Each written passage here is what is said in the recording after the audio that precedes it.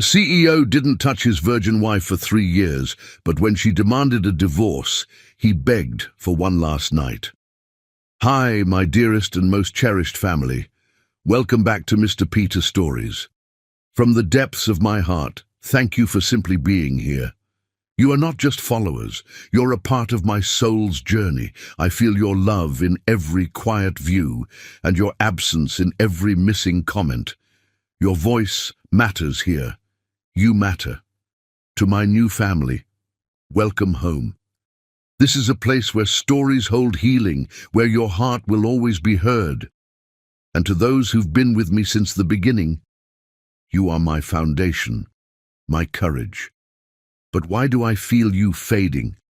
Don't make me ask for the love we once shared so freely. Let me send you a little prayer today. May your nights be gentle. May your heart stay whole. May kindness follow your footsteps, and may you always feel seen, heard, and loved. If you still walk with me, please don't stay silent. Write, "I am with you," in the comments, and let your love be seen again. Your support is my strength. Now, close your eyes, breathe with me, and let's begin today's story with a heart full of love. The crystal chandelier cast dancing shadows across the marble floor of the Bounce estate as Richard adjusted his black bow tie one final time. Tonight was his wedding night, yet his hands trembled not with anticipation, but with the weight of what he was about to shatter. Decca Whedon, soon to be Decca Bance, stood by the floor-to-ceiling windows of their bridal suite, still wearing her stunning ivory wedding gown. The moonlight painted her ebony skin with an ethereal glow, transforming her into something divine. Her natural hair was styled in an elegant updo, adorned with pearls that caught the light with every subtle movement. She was breathtaking, and Richard's chest tightened with the knowledge that he would never allow himself to touch her. The ceremony was beautiful, Decca said softly, not turning from the window. Her voice carried a note of uncertainty that made Richard's stomach clench. Your vows, they sounded so genuine. Richard closed his eyes briefly, remembering the words he'd spoken before 300 guests. Words about love, devotion, and forever that felt like broken glass in his throat because they could never be true. Not for him. Not when he carried the poison of his father's legacy in his veins. "Decca," he began, his voice rougher than intended. "We need to talk." She turned then, and Richard felt his breath catch. Her dark eyes sparkled with unshed tears. But there was hope there too. Hope he was about to crush. Her full lips curved into a tentative smile that made his heart race despite his resolve. "I know this marriage started as a business arrangement," she said, taking a step toward him. The silk of her dress rustled like whispered promises. "But Richard, today felt like something more. The way you looked at me during the ceremony, the way you held my hand." "Stop!" The word came out harsher than he intended, and he saw her flinch. Richard forced himself to maintain distance, even as every fiber of his being screamed to close the space between them. "What you felt today was an illusion, a performance for our families and the media."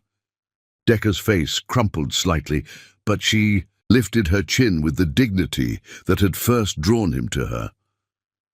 "I don't understand."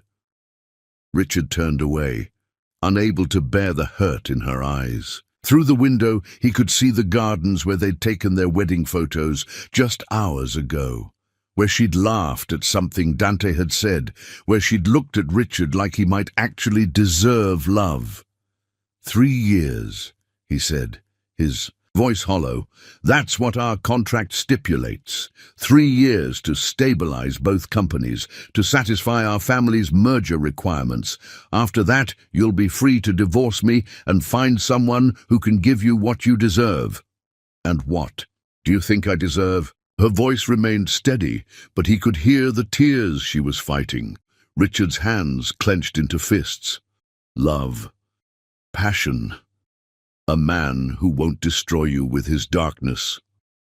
"Richard, what are you talking about?" Decca moved closer, and he could smell her perfume, jasmine and vanilla, intoxicating and pure. "You're not making sense." He whirled around, and the anguish in his grey eyes made her gasp. "My father was a monster, Decca. He destroyed my mother with his obsession, his possessiveness, his need to control everything beautiful in his life. She was radiant when they married, just like you are now. By the time she abandoned me when I was 8, she was a shadow of herself, broken, terrified, empty." "You're not your father," Decca whispered, reaching out tentatively. Richard stepped back as if her touch would burn him. "How can you be so certain?" "The Bance men are cursed, Decca. We take beautiful things and twist them until they're unrecognizable. I won't do that to you. I won't become him." Tears spilled down her cheeks now, and Richard felt each one like a knife to his heart. "So what are you saying? That we'll live as strangers? That you'll never touch me, never hold me, never?" "Never," he confirmed, the word tasting like ashes. "You'll have your own wing of the house, your own life. I'll support your fashion design dreams, give you everything you need to build your career. But we'll never be husband and wife in any way that matters." Decca wrapped her arms around herself, suddenly looking fragile in her wedding gown. "And if I refuse? If I demand my rights as your wife?" Richard's jaw clenched so hard it ached. "Then you'll learn what kind of monster I really am." The silence stretched between them, heavy with unspoken words and shattered dreams. Finally, Decca straightened her shoulders, and Richard was amazed by her strength, even in this moment of devastation. "Fine," she said quietly, "if that's what you want, Richard. But I have conditions." He nodded, not trusting his voice.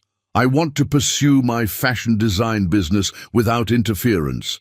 I want to do charity work, to have friends, to live my life as I see fit. And I want respect from you, from your staff, from everyone who needs to believe this marriage is real." "Done," Richard agreed immediately. "Anything you need." And Richard. Her voice was stronger now, though her eyes still glistened with tears. "If you change your mind, if you decide you want a real marriage, you'll have to prove to me that you're worthy of it, because despite what you think, I'm not some fragile flower that will wilt at the first sign of passion. I'm stronger than your mother was, and I deserve better than a man who's too afraid to fight for love." With that, she moved toward the door, her wedding gown trailing behind her like fallen dreams. At the threshold, she paused without looking. "Back. The guest room in the East Wing will suffice," she said quietly. "I assume you've already made arrangements for separate quarters." Richard's throat felt raw. "The entire East Wing is yours. I'll have your belongings moved tomorrow."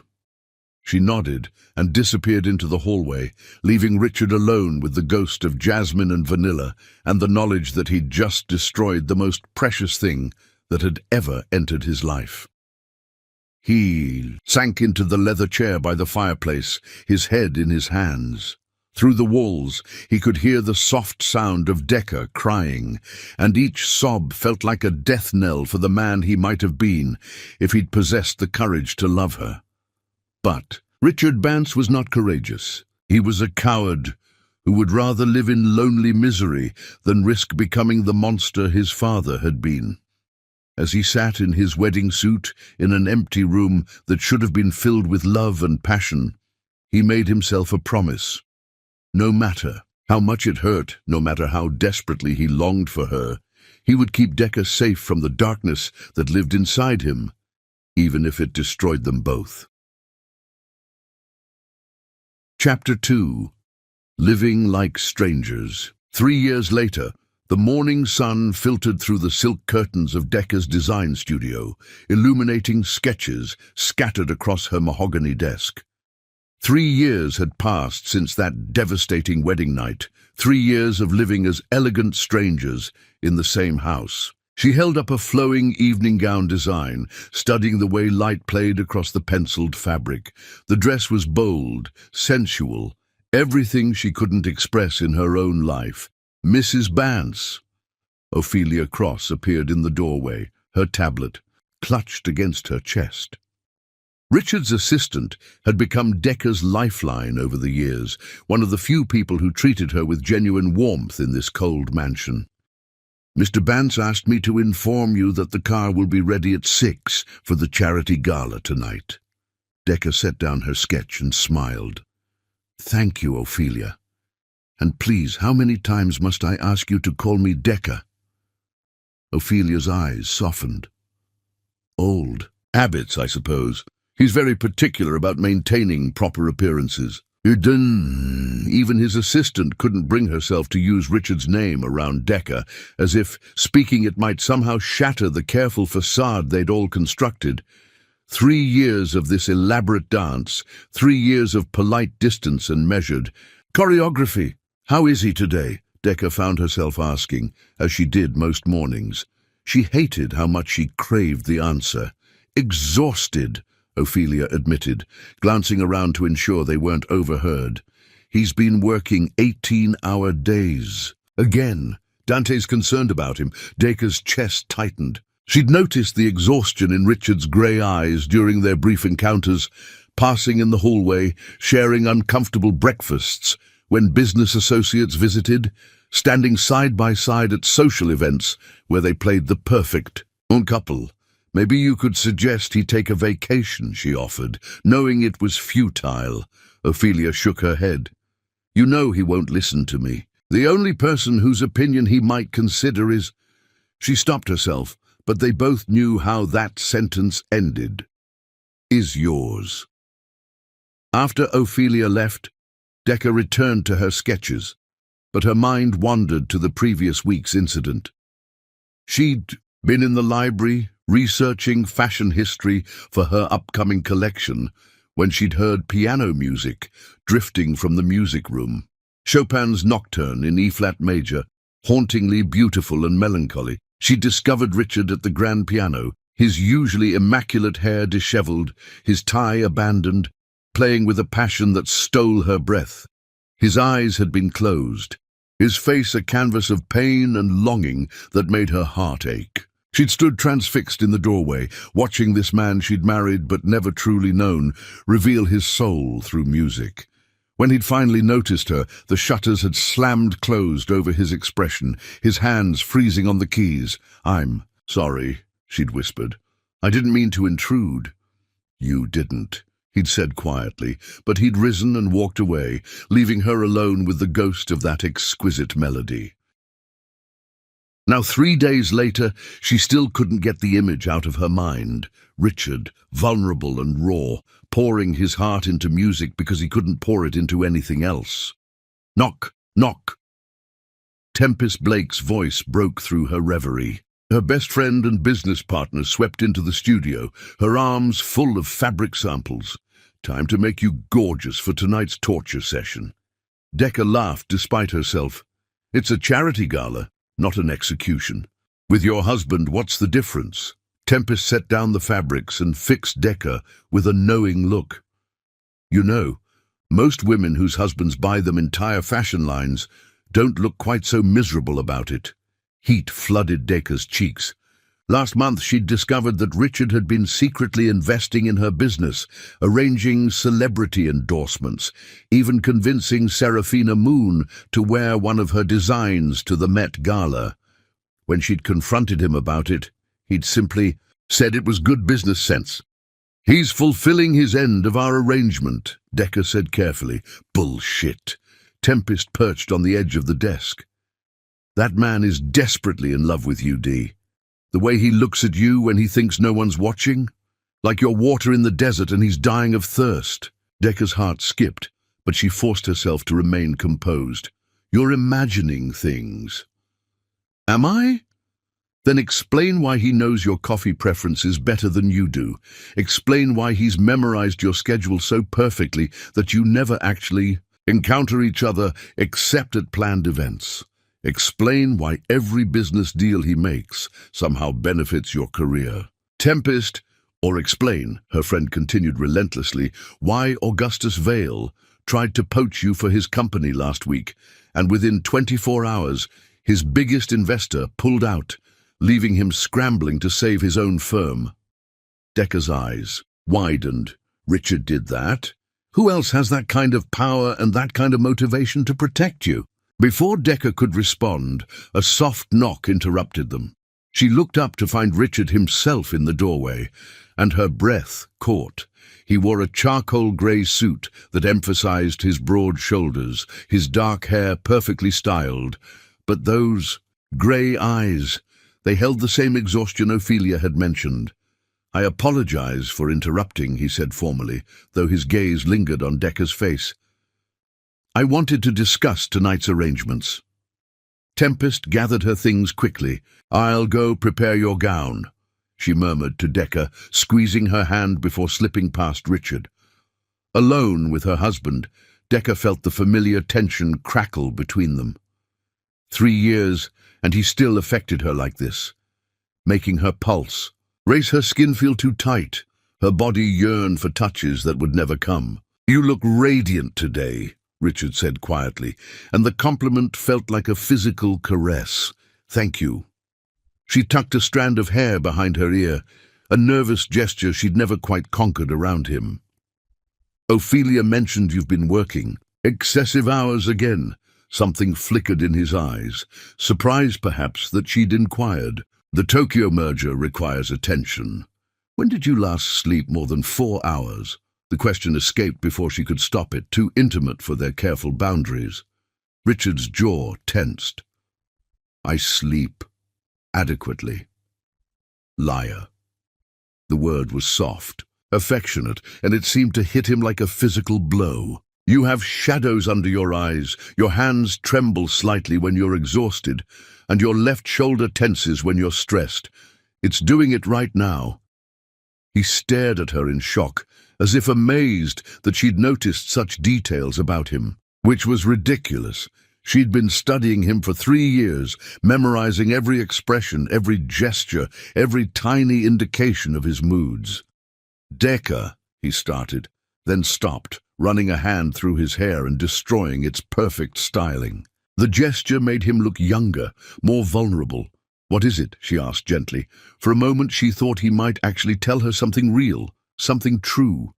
His eyes searched her face with an intensity that made her knees weak, and she saw longing there so deep it took her breath away. But then the mask slipped back into place, and he straightened his shoulders. "The car will be ready at 6, he said formally. "Wear the sapphire necklace. It matches your gown." As he turned to leave, Decker called after him, "Richard?" He paused without turning around. "The man who plays Chopin like his heart is breaking. That's who you really are. Not this cold stranger you pretend to be." His shoulders went rigid, and for a long moment, neither of them breathed. Then he walked away without a word, leaving Decker alone with the scent of his cologne and the certainty that beneath his icy exterior, Richard Bance was burning alive, just like she was. Chapter 3. The divorce papers.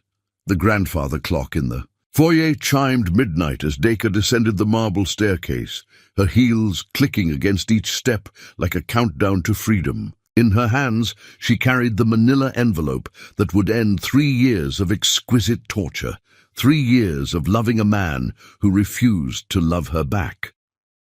Richard stood in his study, silhouetted against the massive windows that overlooked the garden. Still in his tuxedo from the charity gala, he'd loosened his bow tie, and his dark hair was disheveled, as if he'd been running his hands through it. The sight of him made her chest constrict with familiar pain.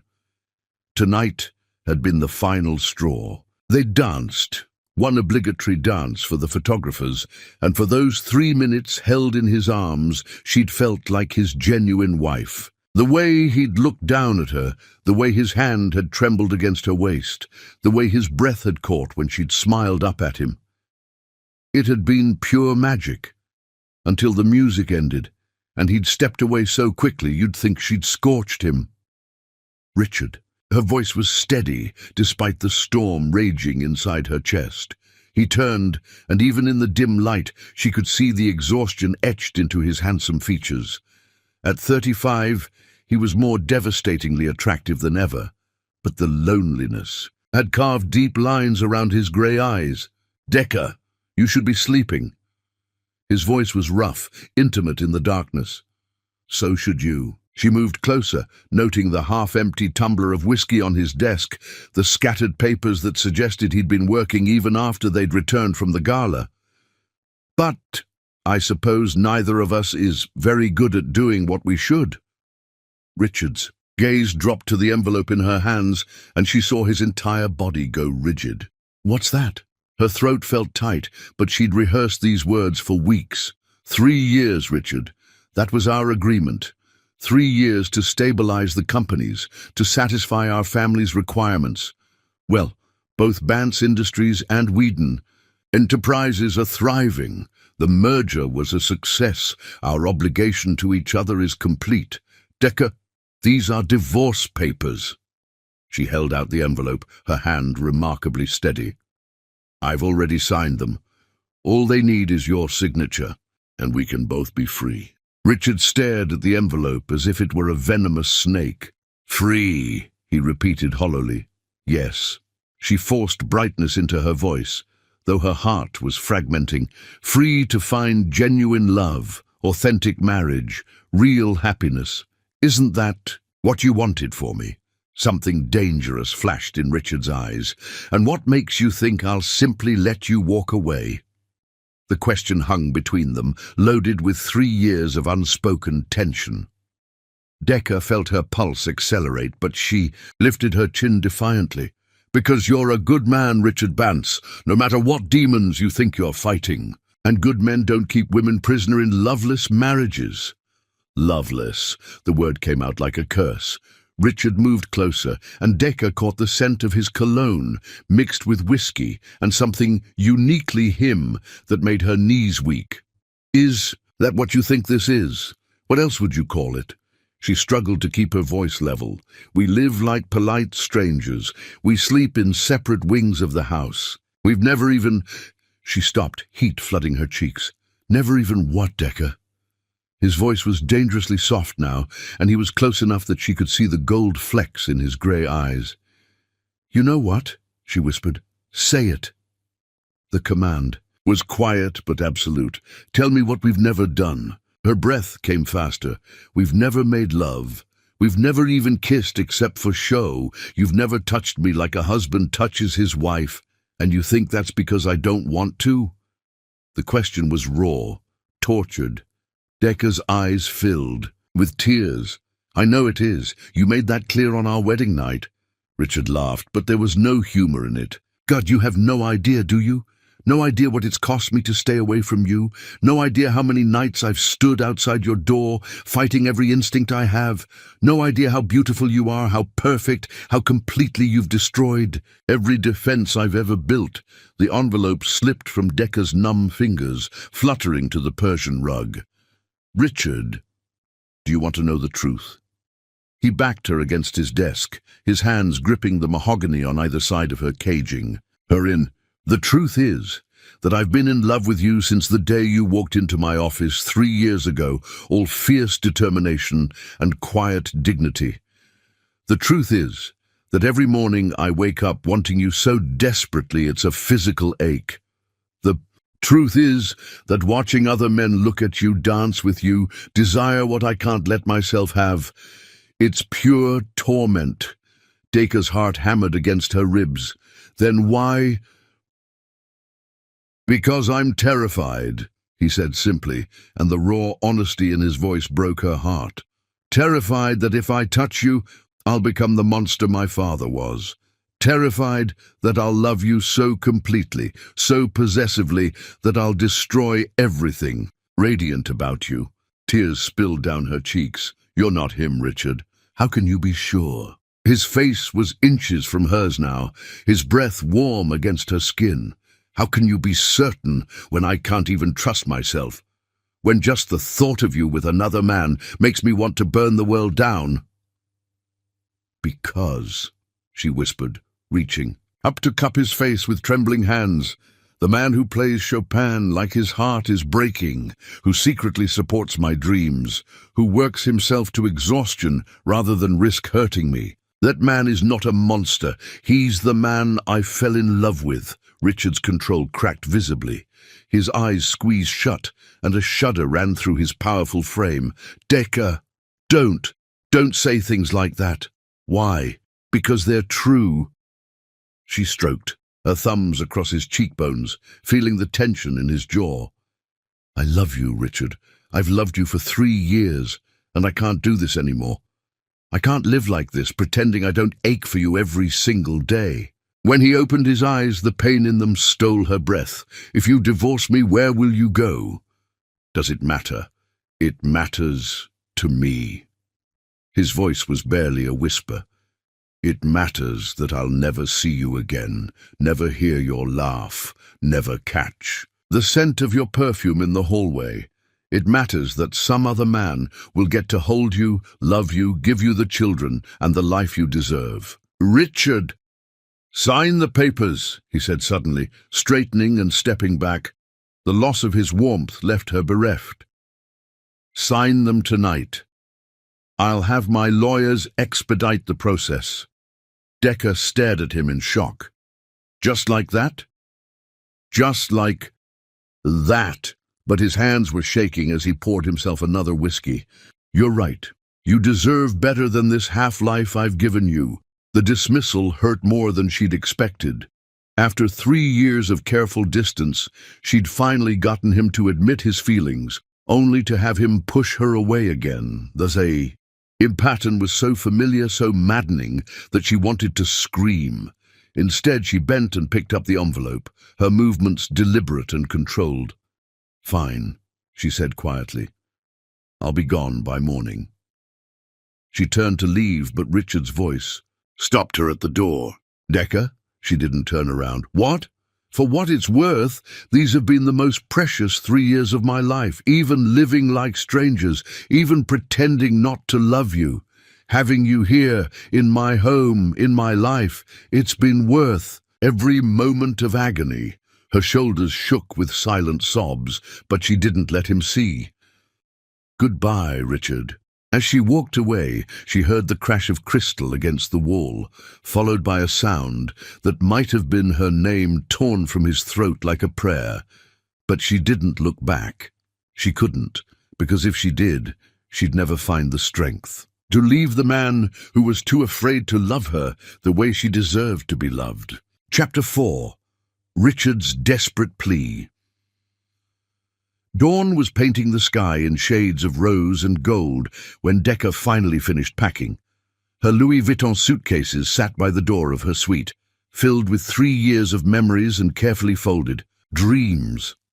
The rest, the furniture, the artwork, the life she'd built in the East Wing would remain behind, monuments to a love that had never been allowed to flourish. She'd changed into a simple black dress, professional and impersonal, the kind of outfit that announced she was ready to face the world as Decca Whedon again, not Mrs. Bance. Her wedding ring sat on the marble vanity, the diamond catching the morning light like crystallized tears. A soft knock at her door made her heart skip, but when she opened it, she found Ophelia standing in the hallway with red-rimmed eyes and a silver tray. "I thought you might want some coffee before you leave," Ophelia said quietly, setting the tray on the small table by the window. "It's prepared exactly the way you like it."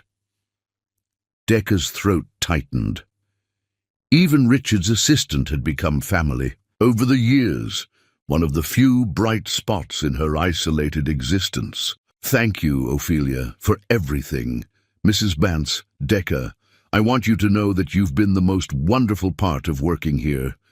You brought light to this house, warmth to places that had been cold for so long." Ophelia's voice wavered. "He's going to be lost without you." "He made his choice," Decca said softly, though the words felt like glass in her throat. "Did he?"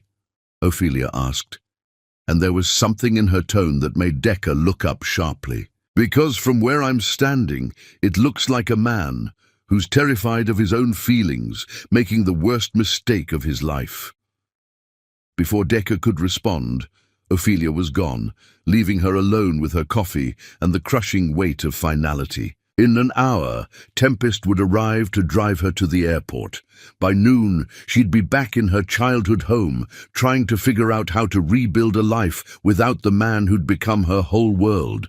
She was reaching for her coffee when footsteps in the hallway made her freeze. Heavy, uneven, stumbling, not the measured stride of staff or the quick clip of Ophelia's heels. These footsteps belonged to someone who was either drunk or devastated, possibly both. The knock, when it came, was barely audible. 3 soft taps that somehow conveyed more desperation than pounding would have. Decker's hand trembled as she reached for the door handle. She knew who it was before she opened it, but nothing could have prepared her for the sight of Richard Bance completely undone.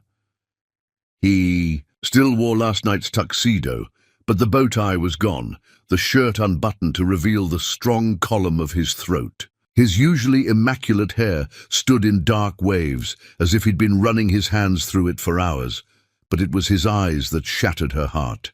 Red-rimmed, wild, filled with a pain so profound it stole her breath. Richard.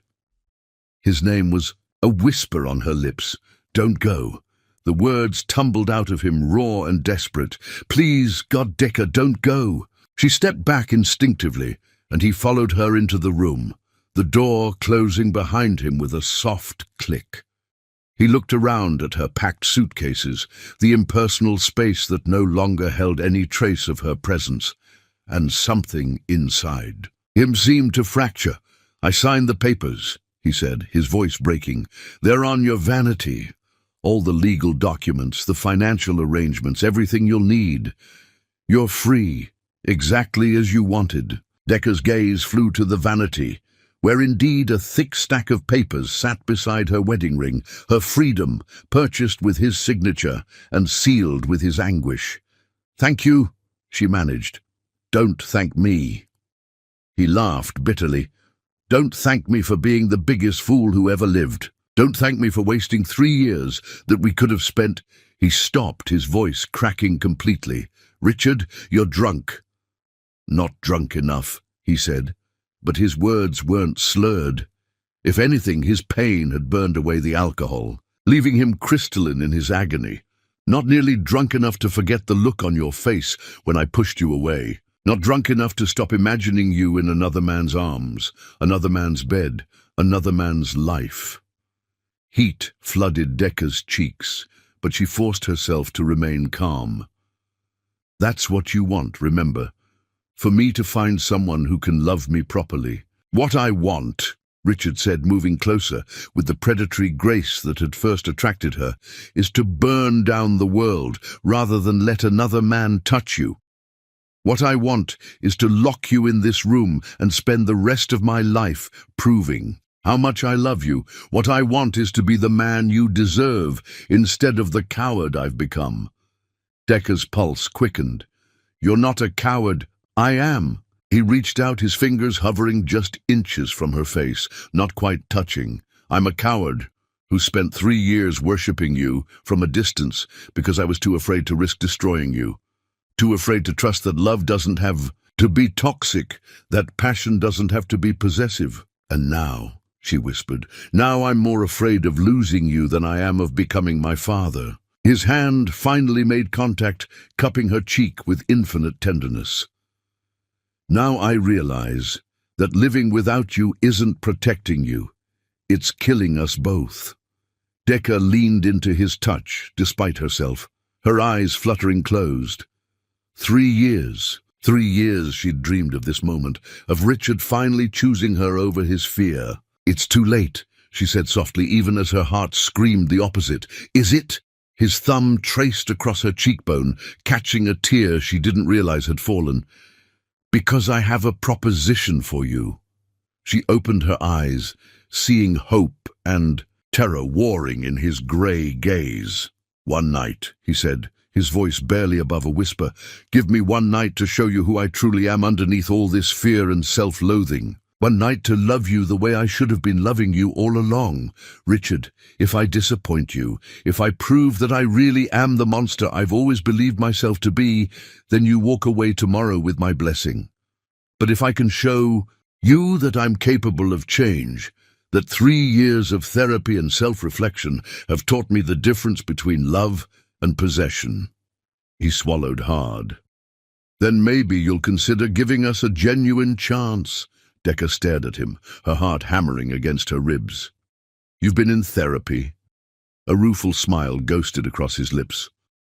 For 2 years. Dr. Sage Winters. Dante insisted, after he found me in my office at 3 a.m., drunk and talking to your portrait like you could hear me. There's a portrait of me. In my private office. Dante commissioned it for our first anniversary. I stare at it every day and torture myself with what might have been if I'd been braver, stronger, better. His hand trembled against her skin. One night, Decca. One night. To show you that love doesn't have to hurt, that passion can be tender, that I can worship you without destroying you. The silence stretched between them, heavy with possibility and pain. Decca could feel herself wavering, could feel 3 years of careful walls crumbling under the weight of his desperate honesty. If I say yes, she whispered, it changes everything. We can't go back to being strangers after this. I don't want to go back, Richard said fiercely. I want to go forward. I want to spend the rest of my life earning the love you've already given me. I want to be your husband in every way that matters. And if it doesn't work, if we try and fail, then at least we'll have tried. At least we'll have one perfect night to remember, instead of a lifetime of regrets. His forehead touched hers, and she could feel his breath against her lips. What do you say, Mrs. Bance? Will you give your husband one last chance to win your heart? The endearment spoken with such tender reverence was her undoing. Despite everything, despite 3 years of pain and loneliness and careful distance, she was still his wife. And maybe, just maybe, it was time to find out what that could really mean. Yes, she whispered, and felt his whole body sag with relief. One night, Richard. Show me who you really are. Chapter 5. Walls Come Down. Richard led her to the sitting area by the fireplace, his hand warm and steady around hers. The simple contact sent electricity through Decca's entire body. After 3 years of careful distance, even this innocent touch felt monumental. He'd built a fire while she'd been packing, she realized, the golden flames casting dancing shadows across his face as he settled beside her on the velvet sofa. I don't know where to begin, he admitted, his voice rough with exhaustion and emotion. Begin with her, Decca said softly. Begin with your mother. Richard's jaw clenched, but he didn't pull away. Aretha? Her name was Aretha, and she was the most radiant woman I'd ever seen. At least that's how I remember her before. He stopped, running his free hand through his dark hair. Before what? Before my father destroyed her piece by piece. The words came out bitter, filled with old pain. She was a singer when they met. Did you know that? She had this incredible voice, like honey and smoke. She used to sing me to sleep with old jazz standards. Decca's heart clenched at the image of a young Richard being sung to sleep by his mother. What happened to her music? Cassius happened.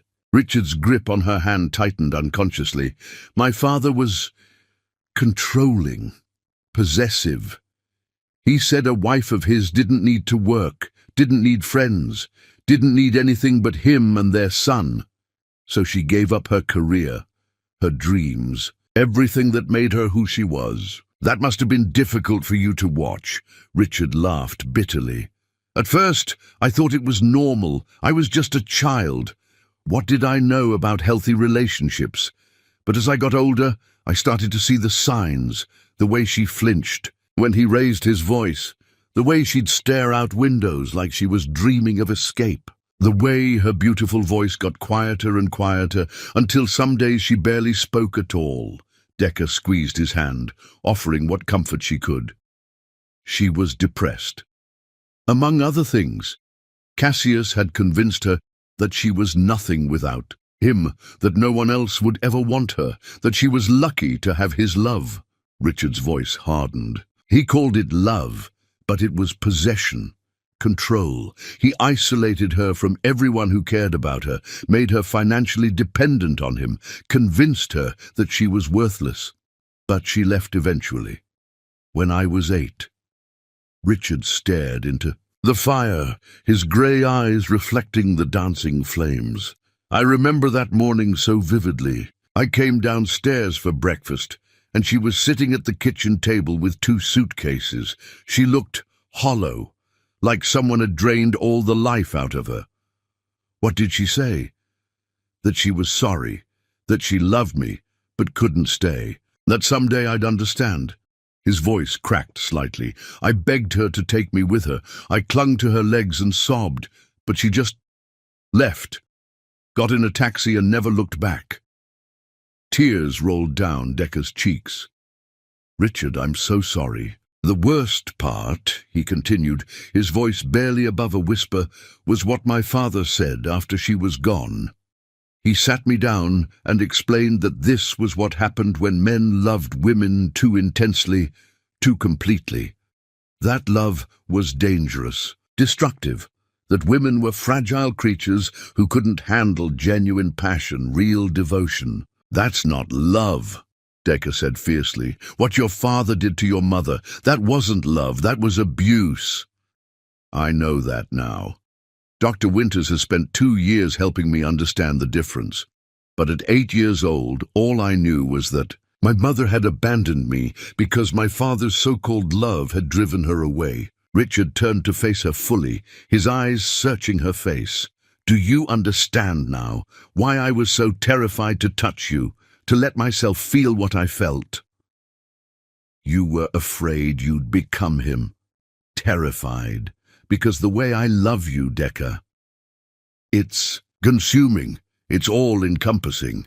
When I see you laugh, my whole world lights up. When I see you cry, I want to destroy whatever caused your pain. When I imagine you with another man, his jaw clenched, the rage I feel is primal, possessive, exactly the kind of toxic emotion that destroyed my mother. Decker pulled her hands free and reached up to cup his face, forcing him to meet her eyes. But you've never acted on that rage. You've never tried to control me or isolate me. You've done the opposite. You've given me complete freedom, supported my dreams, encouraged my independence. Because I was fighting it every day, Richard said, leaning into her touch. Fighting the urge to lock you away where only I could see you, where no other man could look at you the way I do.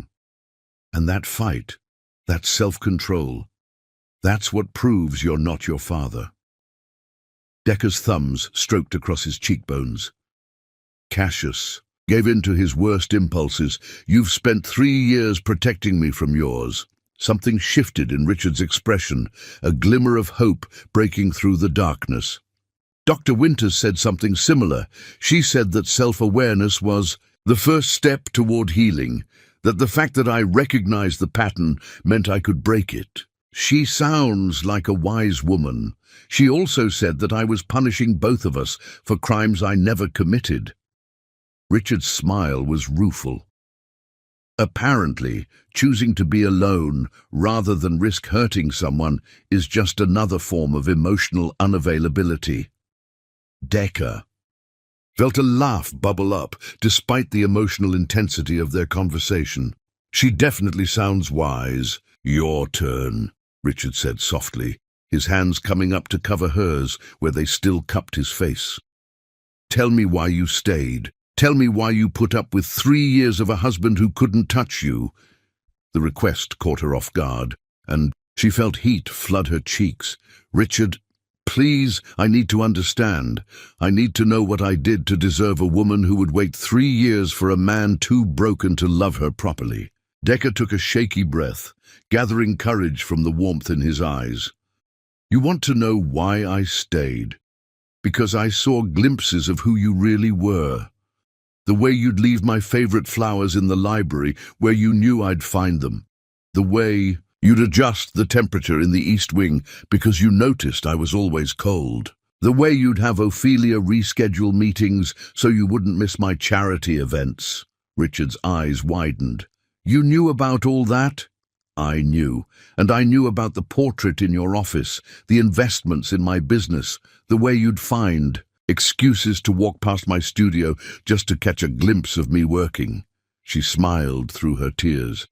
I stayed because even though you couldn't say the words, you showed me every day that you loved me. But it wasn't enough, Richard said quietly. If it had been, you wouldn't have been ready to leave. It wasn't enough because I needed more than glimpses, Richard. I needed all of you, not just the carefully controlled pieces you felt safe. Sharing.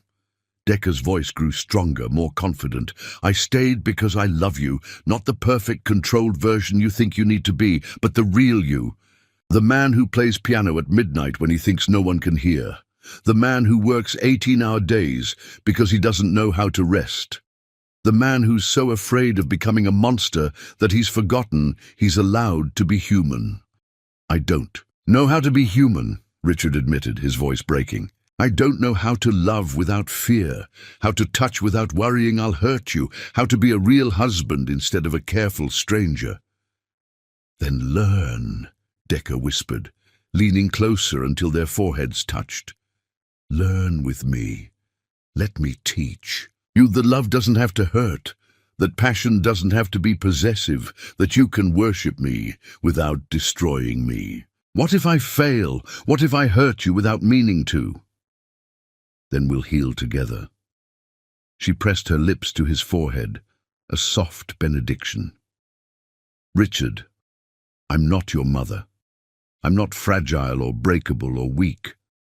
I'm strong enough to handle your love, all of it, even the dark parts you're afraid to show me. Promise me, he said urgently, his hands sliding into her hair. Promise me that if I ever begin to become him, if I ever try to control you or diminish you or make you feel small, you'll tell me, you'll fight me, you'll leave if you have to. I promise, she said solemnly. But Richard, you need to promise me something too. Anything. Promise me you'll stop punishing yourself for your father's sins. Promise me you'll let yourself be happy, let yourself love me without fear. Her voice grew fierce, passionate. Promise me you'll stop being afraid of becoming a monster and start believing you're worthy of being loved. Richard stared at her for a long moment, seeing not just her beauty, but her strength, her courage, her unwavering faith in him. Slowly, like a man awakening from a long nightmare, he smiled. I promise, he whispered, and sealed the vow with their first real kiss, tender, desperate, 3 years of longing compressed into one perfect moment of connection. When they finally broke apart, both breathless, Richard rested his forehead against hers. Now what? He asked softly. Decca smiled, her heart full of hope for the first time in years. Now you show me what it feels like to be loved by Richard Bance, instead of protected from him. Chapter 6. The first touch. The kiss changed everything.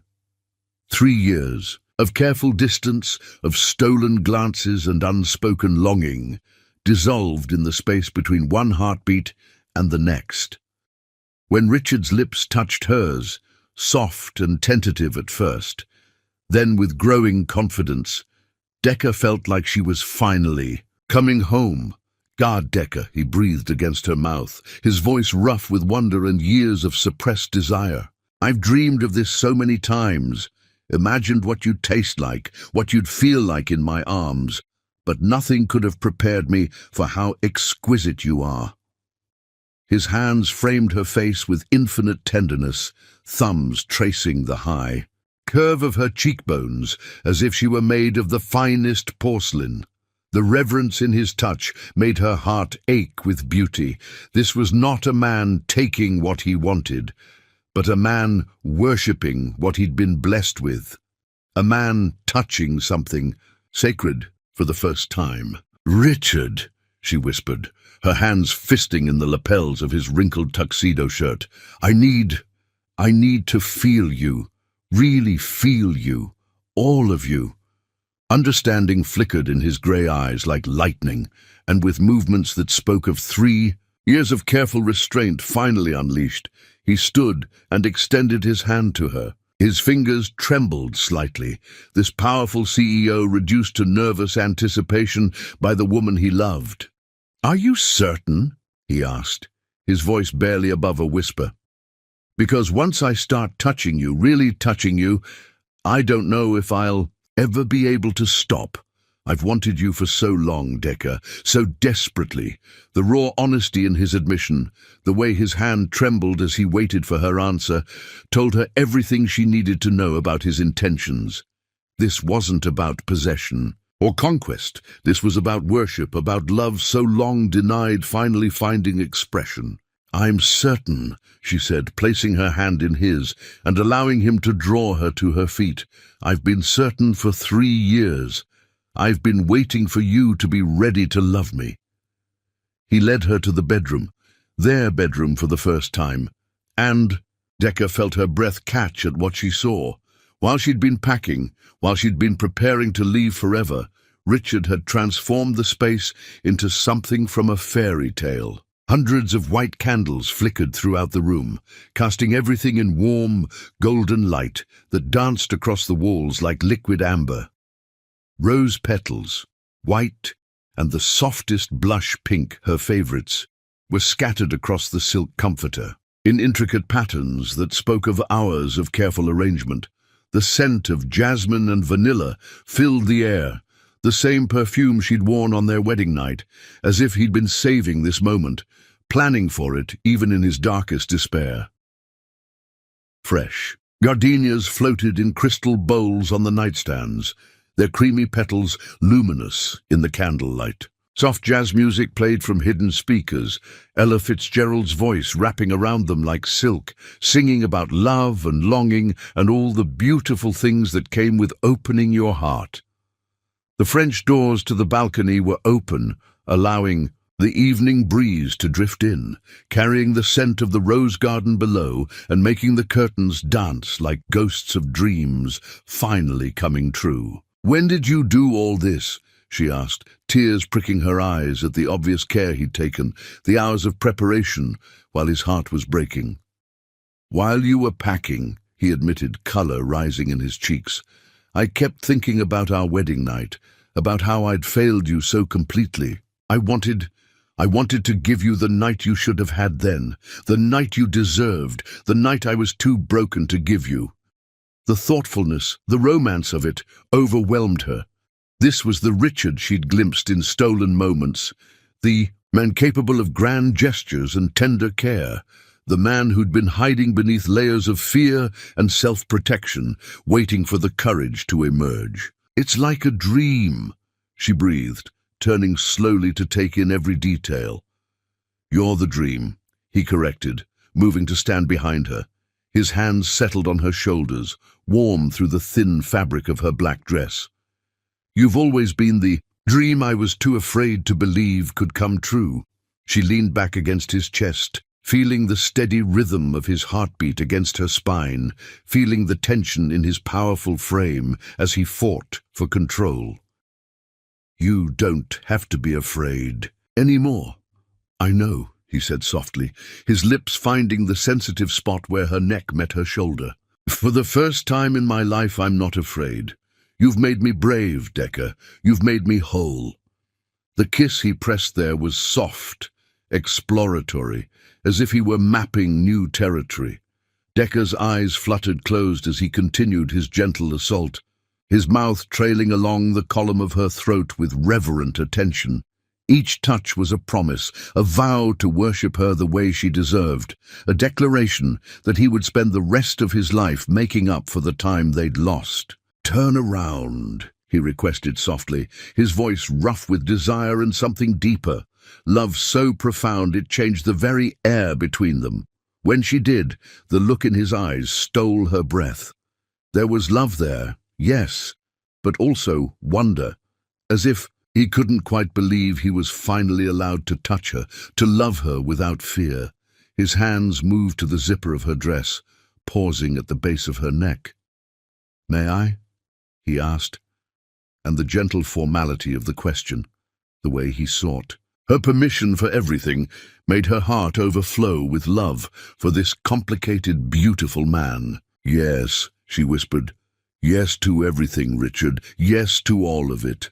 Slowly, reverently, he drew the zipper down, his knuckles brushing against her skin as the black fabric parted. The dress pooled at her feet like dark water, leaving her standing before him in delicate lace that complemented her ebony skin beautifully. She should have felt exposed, vulnerable, but the way Richard looked at her, like she was a goddess made flesh, like she was the most beautiful thing he'd ever seen, made her feel powerful instead. "Exquisite," he whispered, his hands hovering, just above her skin, not quite touching. "You're absolutely exquisite. Perfect and radiant, and so beautiful it hurts to look at you." "Richard, please," she said softly, catching his hands and pressing them to her waist. "Touch me, really touch me. I need to feel your hands on me. I've dreamed of it for so long." The contact seemed to break the last of his restraint. His hands mapped her body with slow, deliberate care. The curve of her waist, the flare of her hips, the soft skin of her shoulders. Every touch was a revelation. 3 years of denied desire compressed into moments of pure connection. He touched her like she was precious, like she was something rare and wonderful that he'd been entrusted to protect and cherish. "I love you," he said against her ear as his hands tangled in her hair, finally freeing it from its careful updo. The dark waves spilled over her shoulders like silk, and Richard buried his face in the fragrant mass. "I love you so much it terrifies me. You're everything good in my world, everything light and beautiful and worth protecting." "Then protect me," she said, her hands working to unbutton his shirt with trembling fingers. "Protect me by loving me, not by staying away from me. Protect me by showing me how much you want me." "Yes," he agreed, catching her hands and bringing them to his lips. He kissed each palm, each fingertip, with such tender attention that tears slipped down her cheeks. "Yes, that's exactly what I'm going to do. I'm going to love you the way you deserve to be loved. I'm going to worship you until you never doubt how precious you are to me."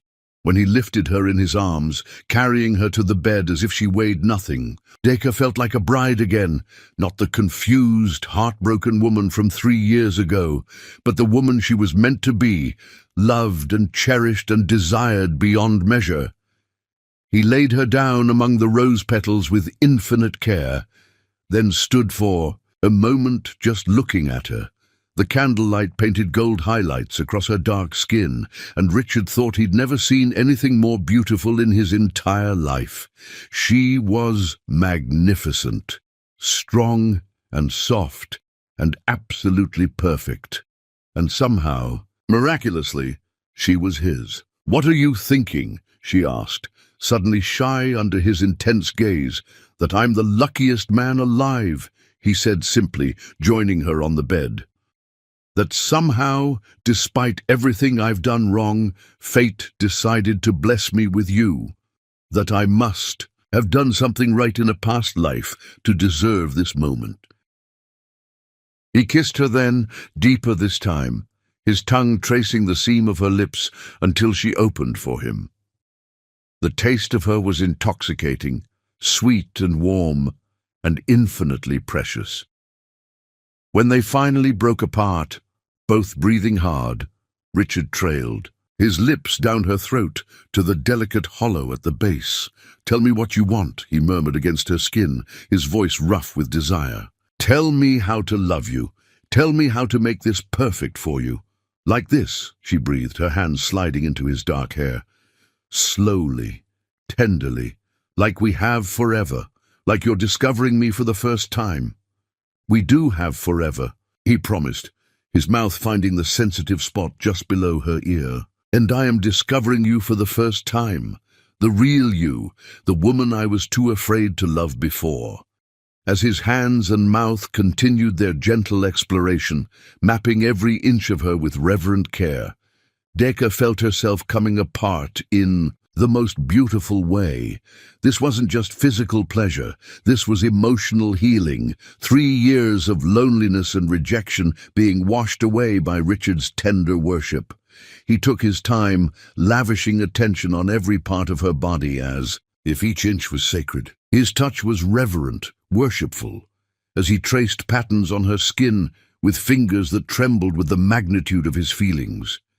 He whispered endearments against her throat, her collarbone, her heart, telling her how beautiful she was, how perfect, how desperately he'd wanted her all these years. I used to lie awake at night, he confessed against her skin, listening to you move around in your room, imagining what it would be like to hold you, to touch you, to make love to you the way a husband should love his wife. I tortured myself with thoughts of you, with dreams of moments like this. I knew, she gasped, as he lavished attention on the sensitive skin of her collarbone. I could feel you thinking about me. Sometimes I would stand by my door and imagine you were on the other side, wanting me as much as I wanted you. God, Decca, he groaned, his control fraying at the edges. Do you know what it did to me, being so close to you and not being able to touch you? Watching you bloom into this incredible woman and not being able to tell you how proud I was, how amazed I was by your strength and your talent and your grace. Show me now, she whispered, pulling him down to her. Show me everything you wanted to say, everything you wanted to do. Show me how much you love me. I love you, he said against her heart, his voice rough with emotion. I love your strength, your compassion, your incredible talent. I love the way you laugh, the way you think, the way you've never given up on me, even when I'd given up on myself. As he continued to worship her with hands and mouth, Decca felt tears of joy streaming down her face. This was what she'd dreamed of, what she'd longed for during those 3 lonely years. Not just the physical connection, but this emotional intimacy, this complete vulnerability, this absolute certainty that she was loved beyond measure. I love you too, she gasped, her hands roaming over the strong muscles of his back. I love your kindness, your intelligence, the way you care for everyone around you, even when you think you don't deserve love yourself. I love the man you are when you're not afraid. When they finally came together, it was with a gentleness that brought tears to both their eyes. This wasn't just the joining of bodies, but the healing of souls, the completion of a circle that had been broken for too long. Richard moved within her with exquisite care, as if she were made of the finest crystal, his forehead pressed to hers, his grey eyes locked on her brown ones. My wife, he whispered, as he loved her slowly, thoroughly, completely. My beautiful, precious wife, my heart, my everything. My husband, she replied, her heart overflowing with joy. Finally, truly my husband. They moved together in perfect harmony, 3 years of longing and love finally finding expression in the most intimate way possible. Every touch was electric, every kiss a promise, every movement a declaration of love so profound it seemed to change the very air around them. When release finally claimed them, it was together, their cries of pleasure mixing with whispered declarations of love, their bodies trembling with the force of their connection. In that moment, they weren't just husband and wife, they were soulmates, 2 halves of the same whole finally reunited. Afterward, they lay entwined among the rose petals, their bodies slick with perspiration, their hearts beating in perfect synchronization. Richard gathered Decca close to his chest, his arms wrapped around her like he would never let her go again. That was... Decca began, then trailed off, unable to find words for the magnitude of what had just happened between them. Perfect, Richard. Finished, pressing soft kisses to her temple. You were perfect, we were perfect. I never understood that love could be like this. Healing instead of destructive, life-giving instead of soul-crushing. This is what love is supposed to be, Decker said softly, tracing lazy patterns on his chest. Gentle and fierce at the same time, passionate but safe, consuming but nurturing. I wasted so much time, Richard said, his voice thick with regret. 3 years we could have been like this. 3 years of loving you the way you deserve to be loved. We're here now, Decker said firmly, tilting her head up to look at him. That's what matters. We're here now, and we have the rest of our lives. To love each other like this. The rest of our lives, Richard repeated, wonder in his voice. I used to think that sounded like a prison sentence. Now it sounds like paradise. They talked through the night, sharing dreams and fears, planning their future, making up for 3 years of careful silence. Richard told her about his business, plans, about how he wanted to step back and focus on their marriage. Decker shared her design aspirations, her dreams of building a fashion empire that would empower women and celebrate beauty in all its forms. I want to give you everything, Richard said as dawn began to paint the sky in shades of rose and gold. Not just money or success, but everything you've ever dreamed of. I want to be the man who makes all your dreams come true. You already... Decker assured him, pressing a soft kiss to his chest.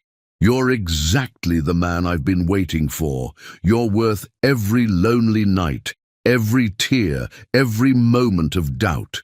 You're worth everything, Richard. As the sun rose over their garden, casting golden light through the open doors, they made love again. Slowly, tenderly, with the languid pleasure of lovers who finally had all the time in the world. This time there was no desperate urgency, just the quiet joy of connection, the peaceful satisfaction of two souls, finally at rest in each other's arms. I love you, Mrs. Bance, Richard whispered as they lay watching the sunrise. Decker curled against his side like she belonged there. I love you too, Mr. Bance, she replied, her voice soft with contentment. Forever and always. Forever and always, he agreed, and in that moment, surrounded by the scent of roses and the soft glow of dawn, they both knew that their real love story was just beginning. The night had transformed them both. Richard from a man afraid of his own capacity for love into a husband ready to cherish his wife completely, and Decker from a woman accepting scraps of affection into a woman claiming the love she deserved. They had found their way to each other at last, and nothing would ever be the same again.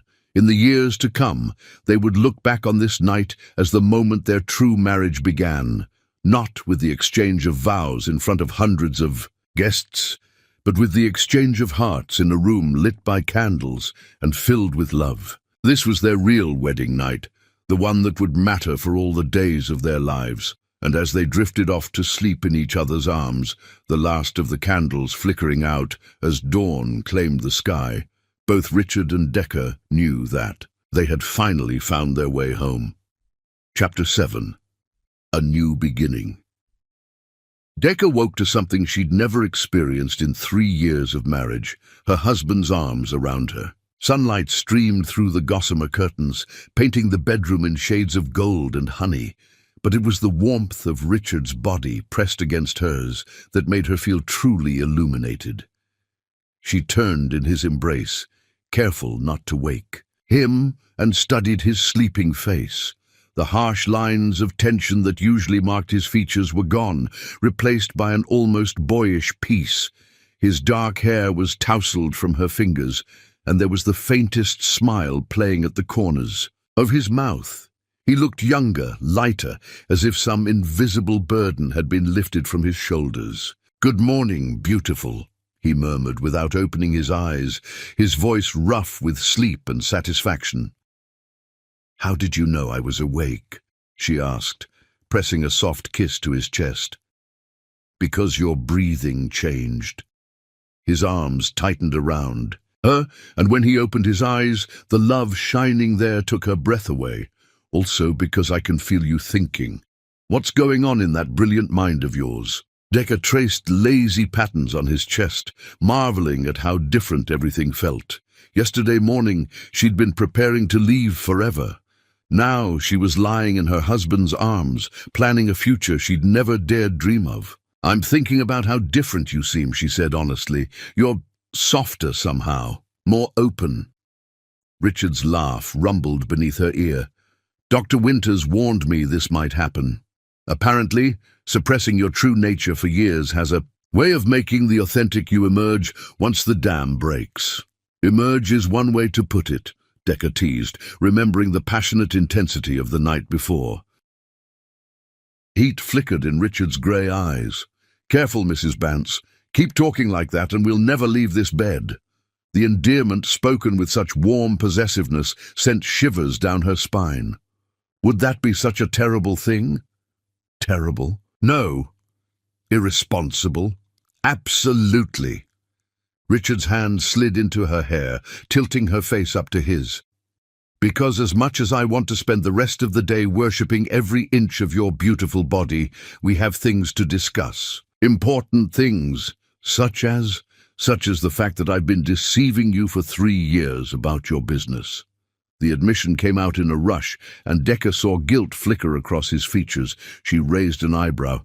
"I already know you've been secretly investing in my company, Richard. Did you think I wouldn't notice? You know about the investments, yes, but there's more." Richard sat up, pulling her with him, so they were facing each other cross-legged on the silk sheets. The vulnerable expression on his face made her heart clench. "Decker, your designs, they're not just exceptional, they're revolutionary.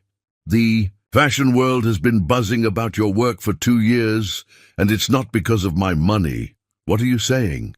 "I'm saying that Serafina Moon didn't wear your gown to the Met Gala because I asked her to. She wore it because when her stylist showed her your portfolio, she said it was the most beautiful thing she'd ever seen." Richard's hands found hers, gripping tightly. "I'm saying that Vogue has been trying to get an interview with you for months, but I've been having Ophelia deflect them because I was afraid it would take you away from me." Decker stared at him in shock. "Vogue wants to interview me?" "Vogue, Elle, Harper's Bazaar. They all do. There's even talk of offering you a position as creative director at one of the major fashion houses." Richard's voice was thick with pride and regret. "You're talented, Decker, incredibly, amazingly talented, and I've been so scared of losing you that I've been sabotaging your career without even realizing it." Tears pricked her eyes, not of sadness, but of overwhelming emotion. "You really think my designs are good?" "I think your designs are going to change the fashion industry," Richard said fiercely. "I think you're going to be one of the most celebrated designers of your generation. And I think I've been a selfish fool for trying to keep you to myself." "What changed your mind?" Richard's smile was rueful. "The realization that loving someone means wanting them to shine, not hiding their light under a bushel. I want the whole world to see how incredible you are, even if it means sharing you." Decker launched herself into his arms, kissing him with all the love and gratitude in her heart. When they finally broke apart, both breathing hard, she rested her forehead against his. "I don't want a position at another fashion house," she said softly. "I want to build something of my own, something we can be proud of together." Together. Richard's voice was carefully neutral, but she could see the hope in his eyes. Together, if you want to be involved, that is. "As my husband, not my secret investor." She smiled, feeling bold and beautiful and infinitely loved. "I want Bance Industries to partner with Whedon Designs officially. I want the whole world to know that Richard Bance believes in his wife's talent." The whole world, Richard's grin was wicked, including the fashion press that's been dying to get an interview with the mysterious Mrs. Bance, especially them. Decker's eyes sparkled with mischief. "I think it's time they learned that the reclusive CEO's wife has been hiding in plain sight, building an empire one stitch at a time." Richard's laughter filled the room, rich and joyous in a way she'd never heard before. "God, I love your confidence. I love your ambition. I love the way your eyes light up when you talk about your dreams. And I love that you want to be part of those dreams instead of protecting me from them." She traced the line of his jaw, marveling at how relaxed he looked. "What else has changed, Richard? What other secrets have you been keeping?" His expression grew serious. "I've been planning to step back from the day-to-day operations of Bance Industries. Dante's more than capable of running things, and I want to focus on us, on our marriage, our future, maybe even—" He trailed off, color rising in his cheeks. "Maybe even what? Maybe even starting a family," he said quietly, "if that's something you want. I know we've never talked about children, but I find myself imagining what our daughter might look like, whether she'd have your eyes or your smile or your incredible strength." Decca's heart swelled until she thought it might burst. A daughter? Or a son? Or both? Or however many children you want to have? Richard's hands framed her face, his thumbs stroking across her cheekbones. "I want to build a life with you, Decca. A real life, full of love and laughter and all the things I was too afraid to dream of before. I want that too," she whispered. "I want everything with you." "Then let's start planning." Richard's smile was brilliant, transformative. "Let's plan your fashion empire, our family, our future. Let's plan the life we should have been living all along." As if summoned by their happiness, a soft knock interrupted them. Ophelia's voice came through the door, carefully neutral. "Mr. Bance, I hate to disturb you, but you have a call from Tokyo. Apparently the merger talks have stalled, and they're requesting your immediate input." Richard's expression darkened, the old tension returning to his shoulders. "Tell them I'll call back." "In an hour?" "No," Decca interrupted, placing her hand on his chest. "Tell them you'll call back tomorrow. Today belongs to us." Richard stared at her in amazement. "You want me to postpone a multi-million-dollar deal?" "I want you to prioritize your marriage over your work, just for one day." Decca's smile was radiant.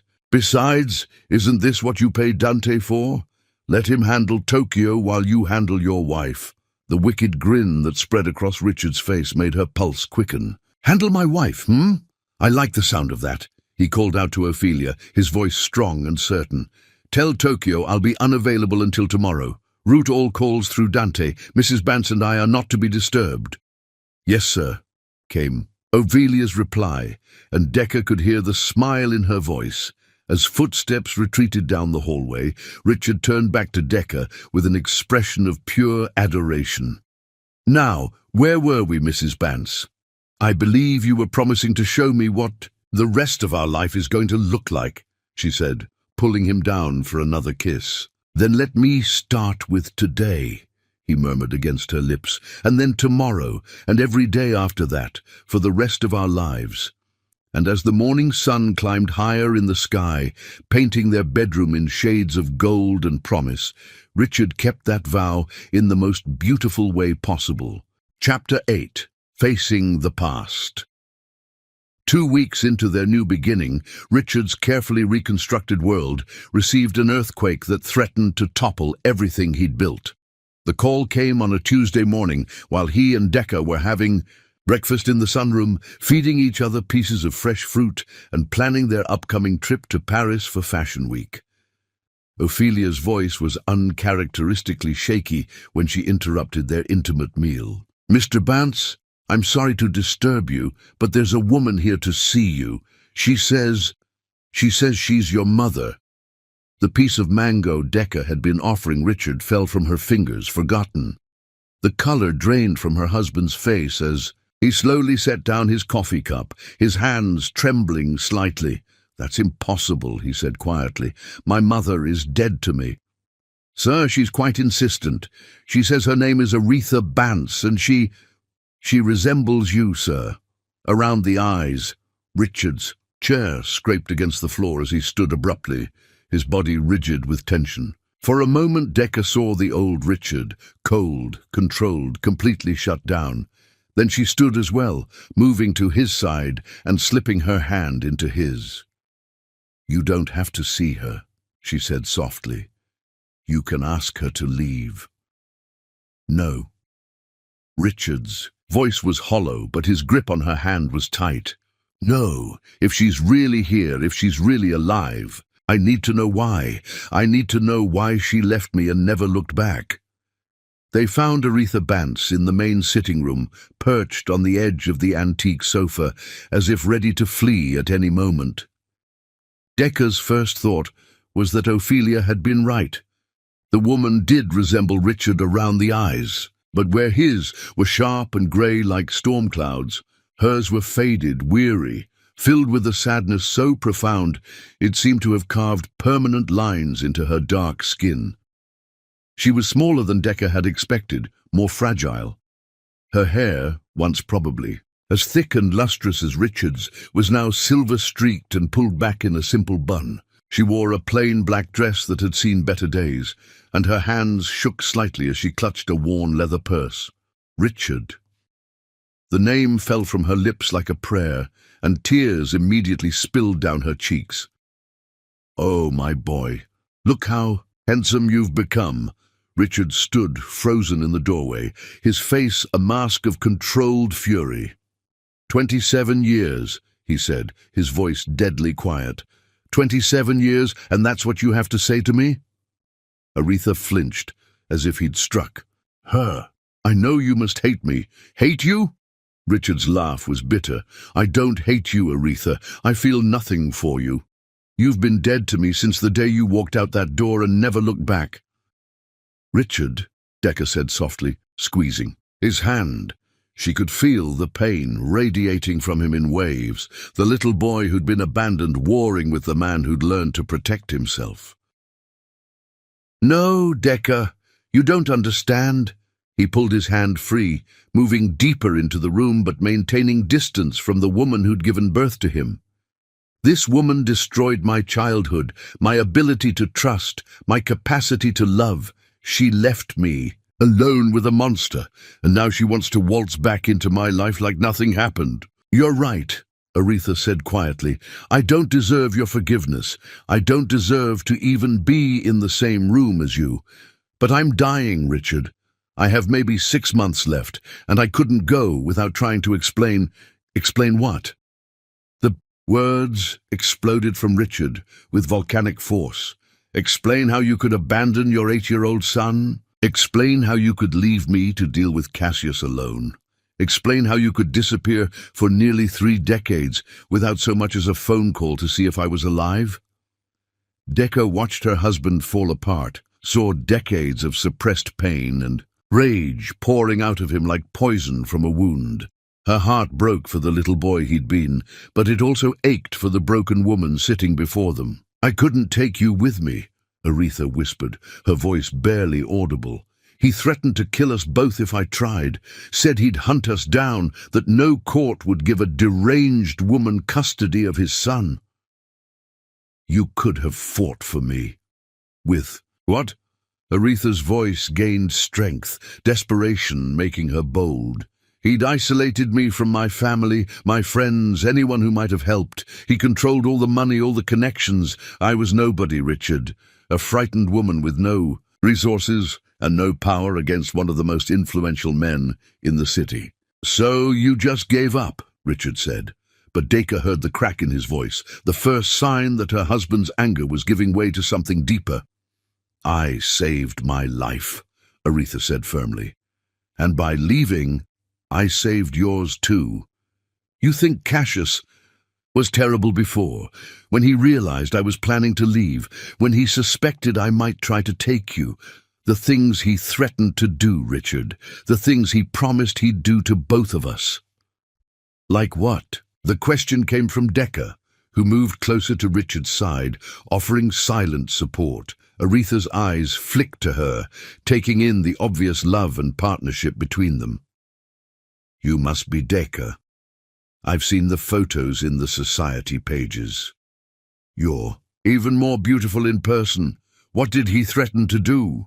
Decca repeated, ignoring the deflection. "He said he'd make it look like an accident, a car crash maybe, or a break-in gone wrong. Said he had connections in the police department, judges, who owed him favors. Said no one would question the tragic death of an unstable woman and her unfortunate son. Aretha's hands shook as she spoke. I believed him, because I'd seen what he was capable of. The way he could destroy people with a phone call, ruin lives. With a word, Richard sank into a chair, his face pale.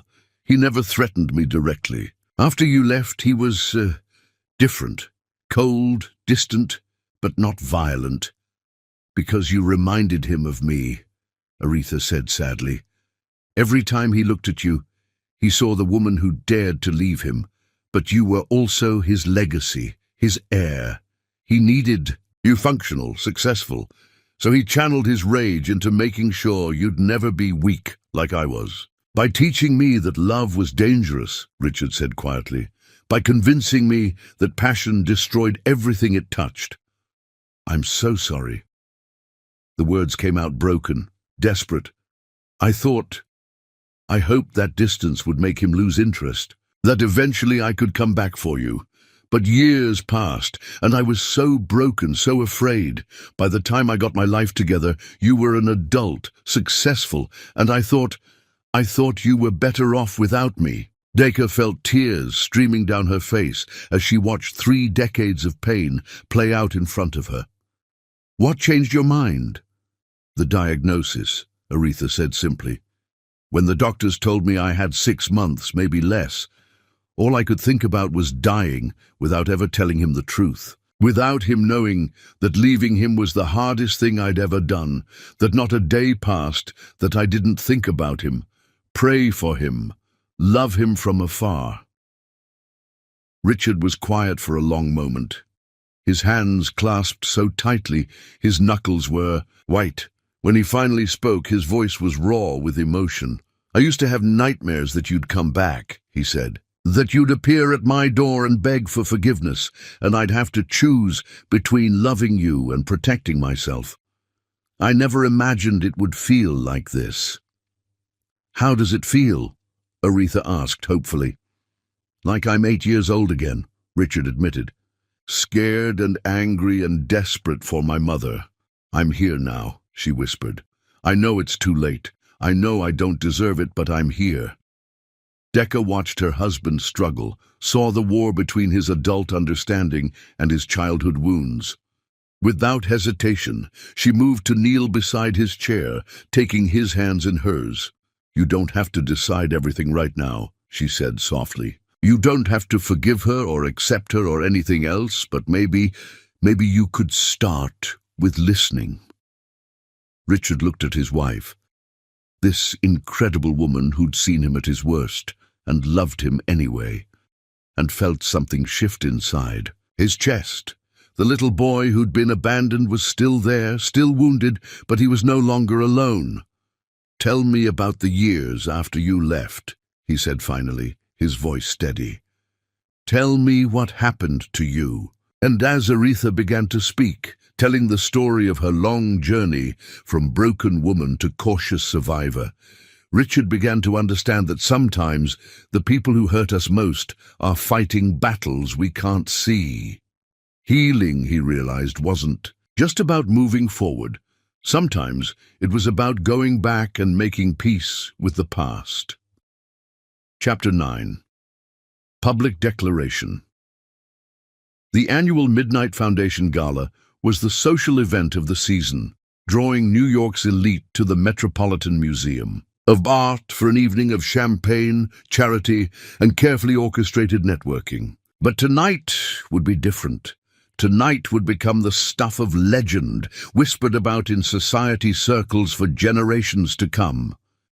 Decca stood before the full-length mirror in their bedroom, making final adjustments to the flowing emerald gown she'd designed specifically for tonight. The creation was a masterpiece, silk that seemed to capture and hold light, flowing like liquid emerald around her curves. The bodice was fitted perfection, adorned with hand-sewn crystals that caught the light with every breath. The neckline was elegant yet daring, the back a cascade of silk that pooled behind her like a green waterfall. It was a gown that would stop conversations, a dress that announced to the world that Decca Bance was not just Richard's wife, but a force of nature in her own right.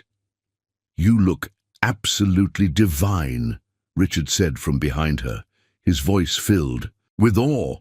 In the mirror, she could see him in his perfectly tailored tuxedo, custom-made Italian silk, that emphasized his broad shoulders and lean frame. But it wasn't the expensive clothing that made him breathtaking. It was the way he looked at her, the way his eyes held nothing but adoration and pride. The past month of healing, from their reconciliation to the ongoing conversations with Aretha, had transformed him completely. Gone was the cold, controlled CEO. In his place stood a man radiant with love, confident in his happiness, unafraid to show the world exactly how he felt about his wife. "We both do," she said, leaning back against his chest. "Are you nervous about tonight?" "Terrified," he admitted with a laugh that held no fear, only excitement. "But in the most wonderful way possible. Tonight, the whole world will know how much I love you." His hand settled on her bare shoulders, warm and possessive. Tonight was significant for more than just the charity aspect. It would be their first major public appearance since their marriage had transformed from business arrangement to love story. More importantly, Richard had plans that he'd been meticulously organizing for weeks, plans that would make their love officially, publicly, undeniably real in the most spectacular way possible. "Mrs. Bance." Ophelia appeared in the doorway, her tablet in hand, but her usual professional demeanor was softened by genuine excitement. Even she seemed to sense that tonight would be special. "The car is ready, and I have the final confirmations for your special arrangements, Mr. Bance." Richard's smile was mysterious, secretive. "Perfect. Is everything exactly as I specified?" "Every detail, sir. The florists outdid themselves, the musicians are in position, and the photographer knows exactly when to be ready." Ophelia's eyes sparkled with barely contained delight. "If I may say so, sir, it's going to be magnificent." "Special arrangements." Decca raised an eyebrow in the mirror, studying her husband's reflection. "Patience, my love," Richard murmured, pressing a kiss to her temple that sent shivers down her spine. "All will be revealed in the most beautiful way possible." The drive to the Met was magical. Their Rolls-Royce glided through the city streets as Manhattan sparkled around them like a jewel box. Richard held her hand the entire way, his thumb tracing circles on her palm, occasionally lifting her fingers to his lips for soft kisses that made her heart flutter. The anticipation in the car was electric, charged with love and excitement, and the promise of something extraordinary. "Whatever you're planning," Decca said softly, "I love you for it already." "You haven't seen anything yet," Richard replied, his eyes dancing with mischief and love. The Metropolitan Museum of Art had been transformed into something from a fairy tale. As their car pulled up to the red carpet, Decca gasped at the sight. The entire facade was illuminated with thousands of tiny lights that twinkled like stars. Massive arrangements of white orchids and roses created a fragrant pathway, and the red carpet seemed to stretch endlessly toward the museum's grand entrance. But it was their arrival that truly began the magic of the evening. As Richard helped Decca from the car, a collective gasp rose from the gathered crowd. Photographers immediately began snapping pictures, their cameras flashing like lightning. Decca's emerald gown caught the light magnificently, making her look like a princess stepping out of a dream. But it was Richard's obvious adoration, the way he looked at her like she was the most precious thing in the world, that made the photographers lean forward eagerly. "Mrs. Bance! Mrs. Bance!" they called. "Can you tell us about your stunning gown?" For the first time in 3 years, Decca didn't deflect or give a polite non-answer. Instead, she smiled radiantly and said, "It's an original Whedon design. My husband encouraged me to wear something that would show the world who I really am. "And who is that?" a reporter called out. "A woman deeply in love with her husband," she replied, looking up at Richard with such pure joy that several photographers actually stopped shooting, momentarily stunned by the obvious love between them. Richard's arm tightened around her waist as they made their way up the red carpet, and Decker could hear the whispers following them. They looked completely different. Is that really Richard Bance? He's actually smiling. Look at the way he's looking at her. When did they become so obviously in love? The museum's great hall had been transformed into a wonderland of crystal and candlelight that took Decker's breath away. Massive crystal chandeliers hung from the soaring ceiling, casting rainbow prisms across the marble floors. The famous staircase was draped in cascading white silk and adorned with thousands of white roses. Round tables covered in ivory silk and gold accents filled the space, each centerpiece a work of art, featuring towering arrangements of white orchids, roses and peonies. Soft, classical music floated through the air, performed by a string quartet positioned near the Egyptian wing. But the most beautiful sight was the guests themselves. New York's most powerful and influential people, all dressed in their finest, creating a sea of elegant gowns and perfectly tailored tuxedos. The lighting was soft and romantic, making everyone look like they were part of a beautiful painting come to life. "Richard, Decker!"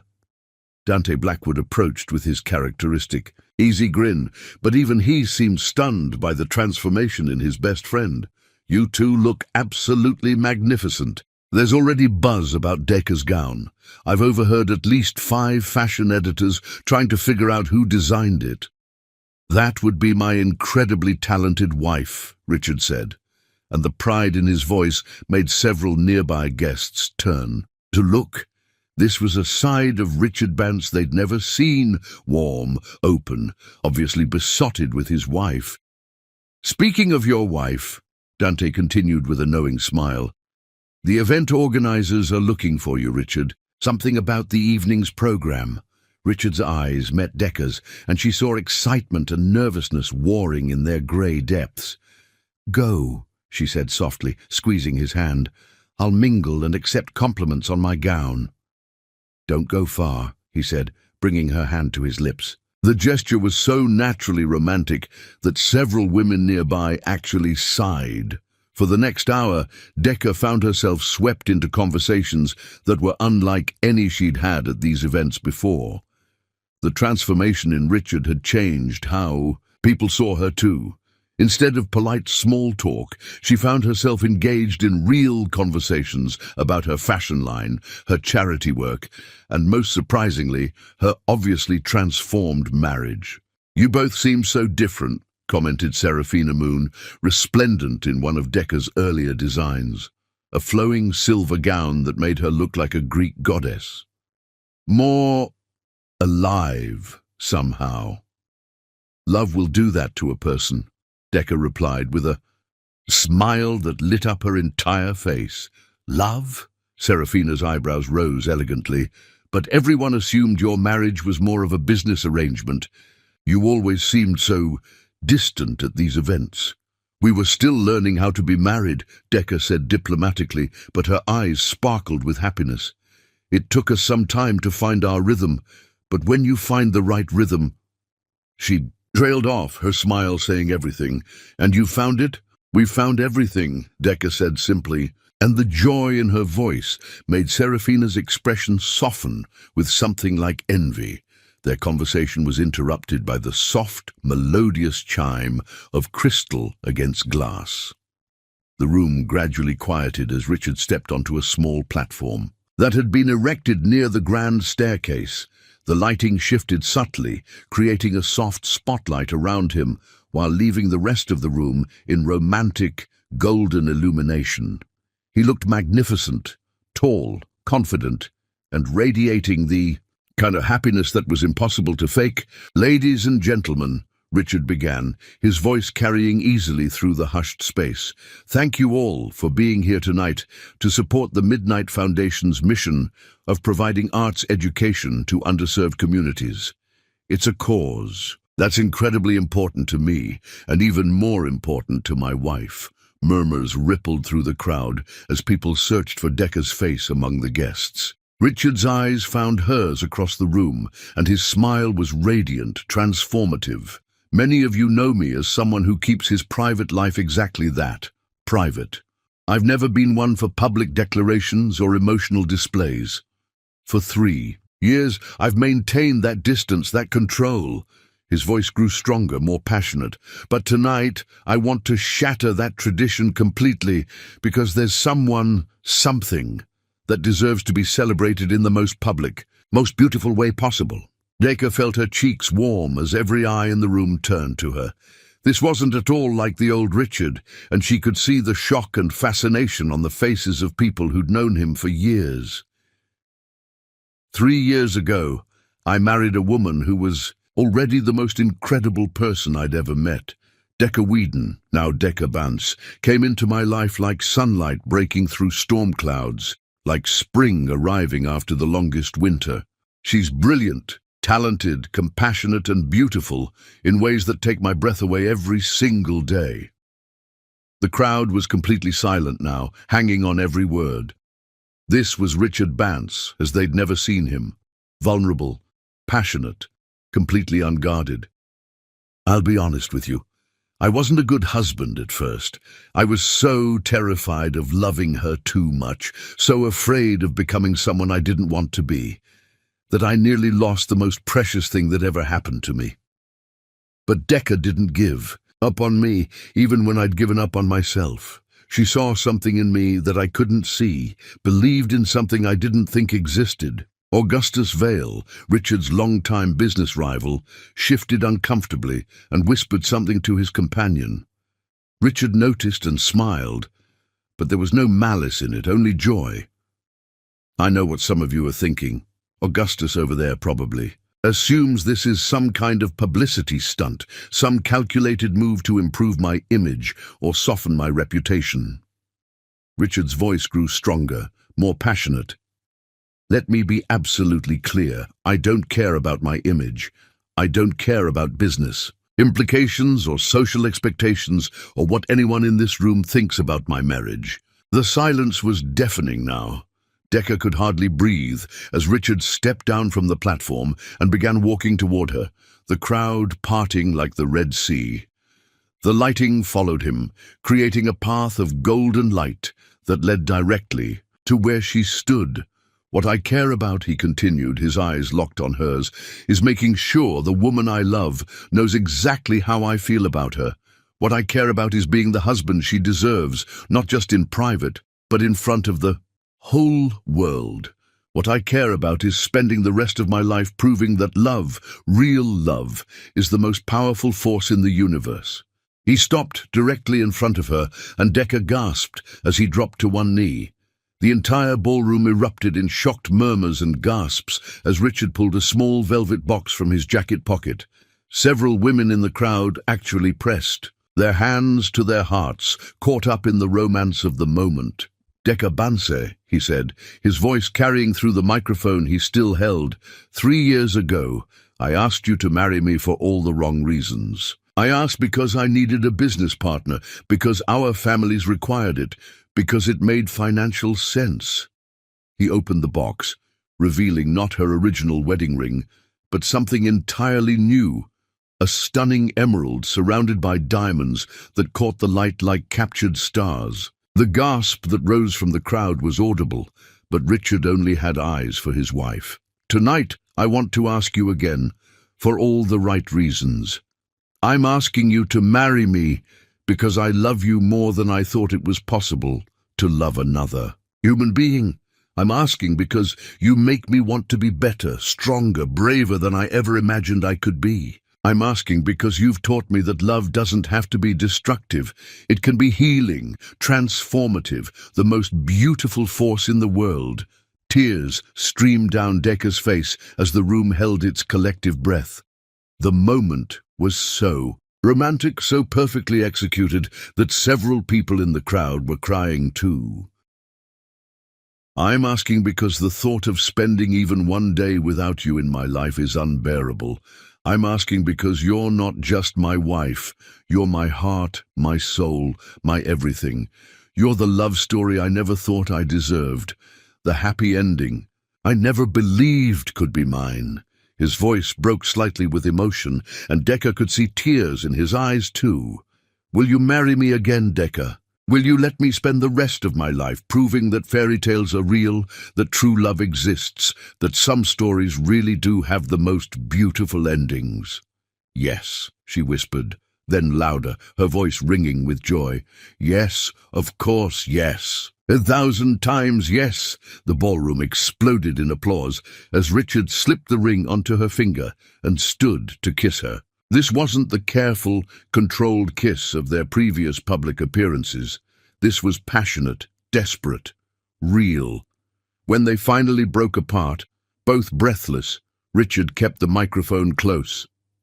"Ladies and gentlemen," he announced, his arm around Decca's waist, "I'd like you to meet my wife, not just in name, but in every way that matters. She's the creative genius behind Whedon Designs, the most talented fashion designer of her generation, and the love of my life.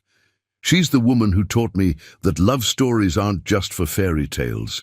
They're for people brave enough to fight." And for them, the crowd surged forward with congratulations, but the orchestra began playing at that moment. The same song from their original wedding, but this time it sounded different.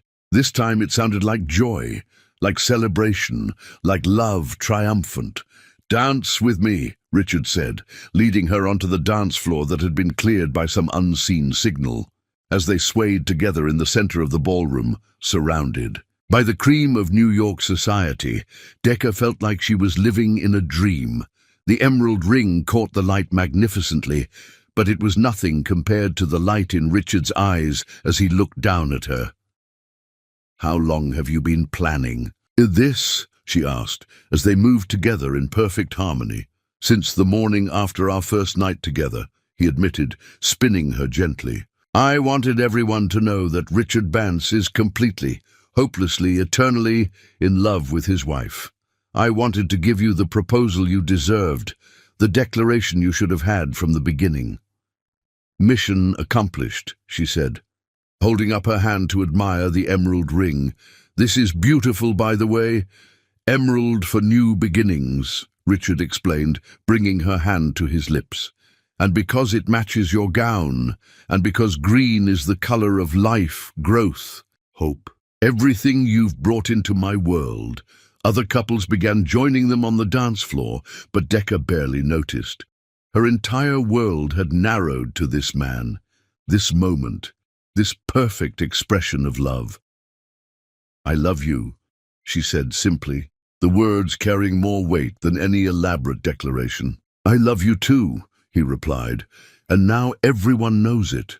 As the evening continued, their love story became the talk of the gala. Photographers captured every smile, every touch, every look between them. Society reporters scrambled to update their stories, trying to capture the magic of what they'd just witnessed. By morning, their love story would be front-page news, but neither Richard nor Decca cared about that. They spent the rest of the evening floating on air, accepting congratulations, dancing to song after song, stealing kisses when they thought no one was looking, but people were looking. Everyone was looking at the couple who had somehow transformed a business arrangement into the love story of the century. "You know," Dante said during one of their brief conversations between dances, "I've known Richard for 15 years, and I've never seen him like this. You've performed a miracle, Decca." "We've performed a miracle," she corrected, looking at her husband as he spoke with a group of business associates, his face animated with happiness. "Love is always a two-person miracle." As the evening wound down, Richard and Decca found themselves on the museum's rooftop terrace, stealing a few moments alone under the stars. The city sparkled below them, and the night air was soft and warm, carrying the scent of the roses from the garden below. "Any regrets?" Richard asked softly, pulling her close against his side. "Only one," she said, looking up at him with sparkling eyes. "What's that?" "That it took us so long to get here." She smiled, radiant in the moonlight. "But maybe we needed those 3 years to become the people who could love each other this completely." "Maybe we did," Richard agreed, spinning her slowly under the stars. "But we have the rest of our lives to make up for lost time." As they danced on the empty terrace, with the city spread out below them and the stars shining above, both Richard and Decca knew that tonight had changed everything. Their private love had become public legend, their careful facade had been replaced by joyous truth, and their story had officially become the kind that people would talk about for years to come. They had started the evening as a married couple, learning to love each other. They ended it as the most romantic love story New York society had ever witnessed. Proof that true love, when it finally blooms, is the most beautiful force in the world. And as they made their way home in the early hours of the morning, Decca's emerald ring catching the first light of dawn, both of them knew that their real fairy tale was just beginning. Chapter 10. Forever starts now. 1 year later. The morning sun streamed through the windows of Richard's private office as Decca settled into the leather chair across from his desk, her hand unconsciously moving to rest on the gentle curve of her growing belly. At 5 months, pregnant, she had that radiant glow that made Richard stop whatever he was doing just to stare at her in wonder. "The Times wants to do a follow-up feature on us," she said, holding up the email on her tablet. "Anniversary of the most romantic proposal in New York society history." She laughed, shaking her head. "I still can't believe they're calling it that." Richard looked up from the architectural plans spread across his desk. Blueprints for the new Whedon design flagship store they were opening in Soho, and smiled. "Are you surprised? You had half the ballroom in tears that night."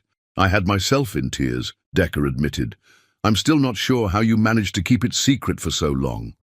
Careful planning and a very loyal assistant. Richard stood and moved around the desk, perching on the edge so he could reach out and touch her face. "Though I think Ophelia was ready to burst from keeping the secret." "Speaking of secrets," Decca said, catching his hand and intertwining their fingers, "Dr. Martinez called this morning. She has the results from the ultrasound." Richard's eyes immediately dropped to her belly, his free hand moving to rest beside hers. "And she'll tell us at next week's appointment." Decca's smile was mischievous. "But I may have convinced her to put the information in a sealed envelope." "Decca Bance, you are trouble," Richard said, but his voice was full of adoration. "Mrs. Bance to you," she corrected playfully, holding up her left hand where both her wedding ring and her emerald engagement ring caught the morning light. "And yes, I am trouble, but I'm your trouble. Forever and always," he agreed, leaning down to kiss her softly. Their moment was interrupted by a knock on the door. Tempest Blake entered without waiting for permission, her arms full of fabric samples and her expression bright with excitement. "Sorry to interrupt the love fest, but we need to make final decisions about your vow renewal dress," she announced, spreading silk and lace across the conference table. "The ceremony is in 6 weeks, and we still haven't settled on the neckline." Decca groaned dramatically. "I keep telling you, I'll be 6 months pregnant by then. Any dress you make is going to look like a tent." "Any dress I make is going to look like perfection," Tempest corrected firmly. "You're glowing, your skin is flawless, and pregnancy has only made you more beautiful. We're going to create something that celebrates every gorgeous inch of you." Richard's hands settled possessively on Decca's shoulders. "She's right, you know. You've never been more beautiful than you are right now, carrying our child." The reverence in his voice made Decca's heart flutter. Richard had been amazingly attentive throughout her pregnancy, treating her like spun glass, while simultaneously worshipping her changing body with an intensity that left her breathless. "Have you decided on the venue?" Tempest asked, pulling out a sketch pad. The garden here at the estate, Richard answered. The same place we took our wedding photos 3 years ago. It seems fitting to renew our vows where we first pretended to be happy. We weren't pretending that day, Decca said softly. We just didn't know it yet. Richard's smile was tender. No, we didn't, but we know it now. What about the guest list? Tempest continued, ever practical. Small, Decca said firmly. Just family and close friends. Your parents, Dante and Elena, Dr. Winters, Ophelia. She paused, glancing at Richard. And Aretha, if she's well enough to travel. Richard's relationship with his mother had been slowly, carefully rebuilt over the past year. It would never be the relationship they might have had if she'd never left, but it was real, honest, and healing for both of them. Aretha had been overjoyed when they'd told her about the pregnancy, crying tears of happiness at the thought of being a grandmother. She'll be there, Richard said confidently. She wouldn't miss the chance to see her son marry the love of his life for real this time. Speaking of the love of your life, Tempest said with a grin, Vogue confirmed they want Decca on the cover of their September issue. Fashion's first family, how love transformed an empire. Decca's mouth fell open. The September issue? But that's the most important issue of the year, Richard finished, his pride evident. And you're going to be perfect on that cover. We're going to be on that cover, Decca corrected. They want both of us, the power couple who chose love over everything else. Richard's laugh was rich and warm. From strangers living in the same house to the cover of Vogue. What a journey we've taken, and we're just getting started, Decca said, her hand moving to her belly again. This little one is going to grow up in a house full of love, with parents who know how precious this all is. Speaking of this little one, Tempest said, reaching into her bag, I brought something. She pulled out a small white envelope. Dr. Martinez asked me to deliver this personally. Decca's eyes widened. She told you? I may have charmed it out. Of her, Tempest admitted with a grin. But the envelope is sealed. The decision to open it is entirely yours. Richard and Decca stared at the envelope as if it might explode. Inside was the answer to the question that had been consuming them both, boy or girl, the child who would complete their family. Do we want to know? Richard asked softly. I don't know, Decca admitted. Part of me wants the surprise, but part of me is dying to start planning the nursery properly. We could wait, Richard suggested. Save it for the vow renewal ceremony. Open it together as part of our new beginning. Decca's eyes lit up. Like a wedding present to ourselves. Exactly. Tempest shook her head in amazement. You two are sickeningly romantic. It's disgusting how perfect you are together. We're not perfect, Richard said, his arms sliding around Decca from behind. We're just perfect for each other. That's even worse, Tempest groaned, but her smile was fond. Fine, I'll leave you two to your gross happiness. But Decca, I need a decision on the dress by Friday. After Tempest left, Richard and Decca found themselves alone in the office that had become their shared workspace. The portrait Dante had commissioned and hung on the wall, Decca in a flowing blue gown, her smile radiant and her eyes full of the love she'd never been allowed to express. Do you remember the first time you came to this office? Richard asked, following her gaze to the portrait. Of course. I was terrified and trying not to show it. You were this intimidating CEO in your $1,000 suit, and I was just a girl, with big dreams and no money to make them come true. You were magnificent, Richard corrected, fierce and proud and so beautiful I could barely think straight. I knew that day that you were going to change my life. I just didn't know how completely. Decca turned in his arms, her hands sliding up to cup his face. I love our life, Richard. I love our work, our friends, our family. I love the way you look at me like I'm the most precious thing in your world. You are the most precious thing in my world, he said simply. You and our baby. Show me, she whispered, and the familiar heat flared between them. Richard's hands moved to the zipper of her dress, his touch reverent as he slowly revealed the body that had changed so beautifully over the past months. When the fabric pulled at her feet, he stepped back to look at her, his grey eyes dark with love and desire. "You're incredible," he breathed, his hands skimming over her curves. "How did I get so lucky?" "We both got lucky," Decker corrected, pulling him down for a kiss that tasted of promises and forever. As he lifted her carefully, carrying her to the leather sofa by the windows, Decker marveled at how naturally they moved together now.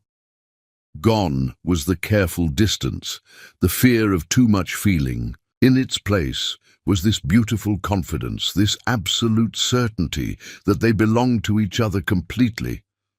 "I love you," Richard murmured against her throat as he worshipped her with hands and mouth, treating her pregnant body like the miracle. "It was, I love you too," she gasped, her fingers tangling in his dark hair. "Forever, Richard. Whatever comes, we face it together." "Together," he agreed, and as they came together in the afternoon sunlight, both their hearts were full of gratitude for the journey that had brought them here. Later, as they lay entwined on the sofa, Decker traced lazy patterns on Richard's chest, while he stroked her hair.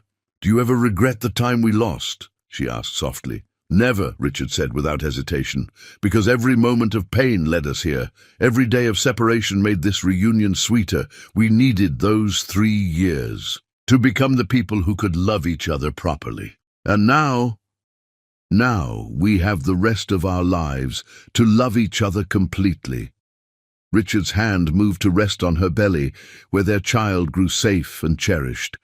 "Now we have forever."